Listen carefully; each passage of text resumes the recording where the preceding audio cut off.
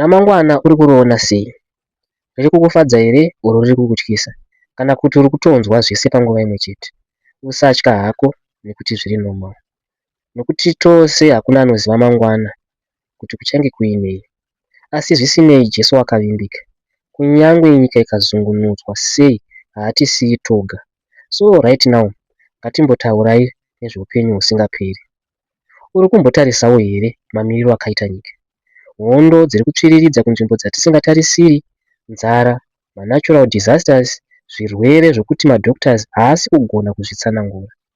Mhuri dziri kungoparara, kugumbuka kwevazhinji, unotonzwa kuti nyika yaremerwa nekamwe ka-invisible weight. So unoziva kakuremerwa ikako hakasi random kana mhanza yakaipa kana kungoti ka-rough page kehistory, but ndizvo exactly zvakataurwa naJesu kuti zvichaitika mumazuva ekupedzisira, kuti nyika dzichamukirana, kuchava nenzara, dengendeka kwenyika uye zvirwere zvisingarapiki. Jesu akatiudza izvi kare kuti tisabatwa tiri off guard, but kuti tinzwisise mazuva iwaya kuti tigare takagadzirira. Izvi zvinotiisa mukumhanya-mhanya kuti tigadzirise upenyu hwedu, tisiyane nezvinhu zvisina maturo, tofokasa pana Mwari. Why? Nekuti hatina garantii yekuti tinopedza muswero wezuva tiri vapenyu kana kumuka mangwana tiri vapenyu. Tora sekudai, unogona kuva nemaplans enext year. Zvakanaka kuva nemaplans, asi shoko raMwari rinotiudza kuti tisazvibhosta. Even James chapter 4 verse 14 inotiudza kuti isu hatingazozivi ramangwana. Upenyu hwedu hwakafanana nemhute inoonekwa nguva duku yonyangarika. Izvi hazvisi pakutityisa, asi pakutimutsa pahope, kuti tirangarire ukama hwakanyanya kukoshesa, ukama pakati pedu naMwari. Hazvishamise kuti shamwari yedu iri kuonawo vhidhiyo rino inogona kusapedza zuva ranhasi. Izvi hazvisi kupinzana bhizi, but ndiyo reality munyika yaora kudai. Ndipo panopinda mubvunzo wokuti muri kufambidzana zvakanaka naMwari here? Uye mwenje wekuti unofana kuva naMwari every time, noti mumatambudziko chete, asi nguva dzose. Unomboziva here kuti zviri easy kukangana zvawakaitirwa naMwari, even zvavakutoitirwa right now. Ndiani mutendi nhasi, kunyange ari panguva yakaoma, asingati tidzosereizve Jehovha Mwari wehondo, penyesai chiso chenyu tiponeswe, sezvakanyorwa kuna mapisarema chapter 80 verse 19. Pari kunzi penyesai chiso apa, hapasi kurehwa kugurwa kweganda kana kamagic, asi zvinoreva kuonekwa nekudiwa zvakazara, uchiziva kuti zvivi zvako zvaregererwa, noti nesimba redu, asi kuti tapiwa nguo yaKristu, iyo tinopiwa sechipo.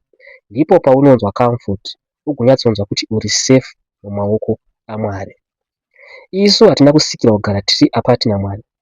Kubva pakusikwa kwemunhu, kubva muguruva revhu, Jehovha aiva neukama huri pedyo nemunhu. Iyoyo closeness ndiyo yakabviswa nechivi. But kubva pakudonha kwemunhu, Mwari vari kushanda kuplana nekusacrifice kuti vatidzore kwavari. Mwari mukati memwoyo womumwe nemumwe wedu, feeling yekuti haisi nyaya yekungozvarwa wokura woshanda wobva wafa. We feel kuti hatisi kungoraramira kugara panyika ino chete, pane upenyu husingaperi samwe.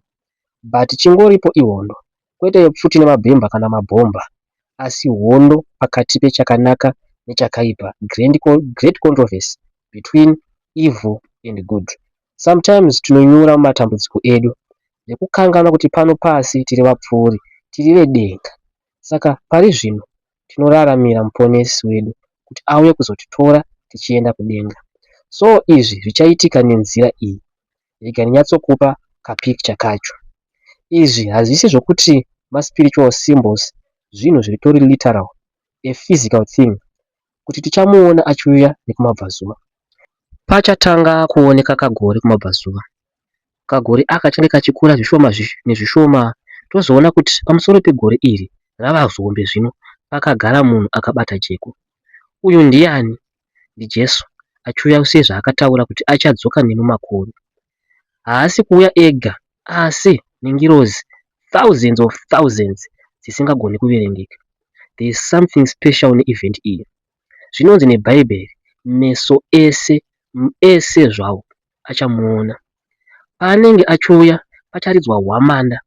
Vaya vakafa, varere mumakuva, vakafa vachitenda muna Kristu vachatanga kumuka. Vane hama dzavo vachasangana nadzo.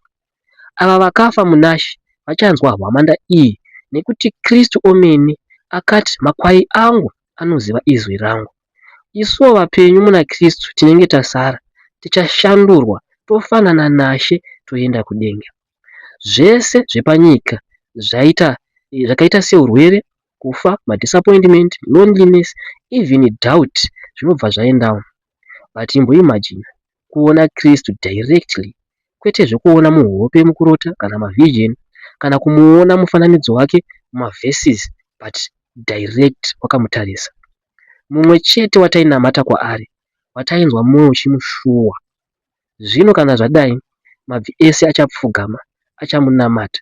Rurimi rwose ruchapupura kuti Jesu ndiye Ishe.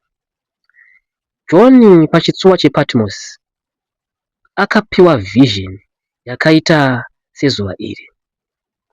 John anoritsanangura achishandisa masymbols. Anoshandisa symbol yemwenga, bride nemuchirungu.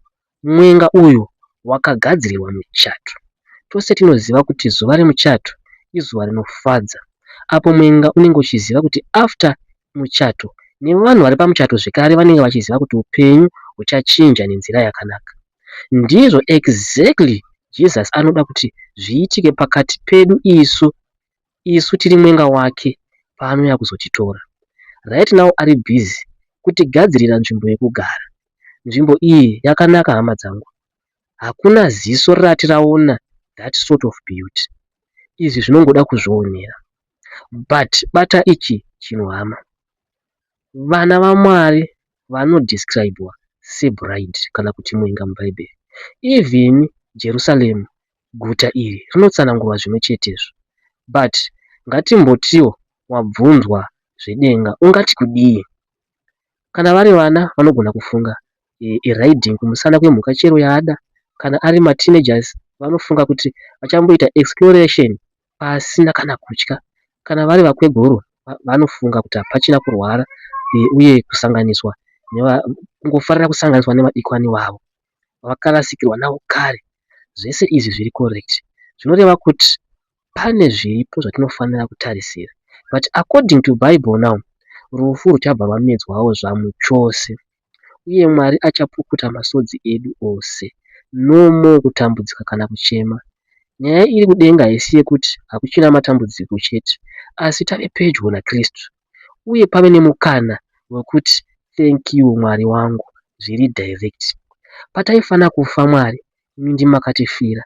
So ndiye ane kodzero yerumbidzo yese neruremekedzo rwese uye nembiri. Hapana anokwanisa kudzora zvinhu zvakadai nekuti tisi tichapupura kuti zvakanaka.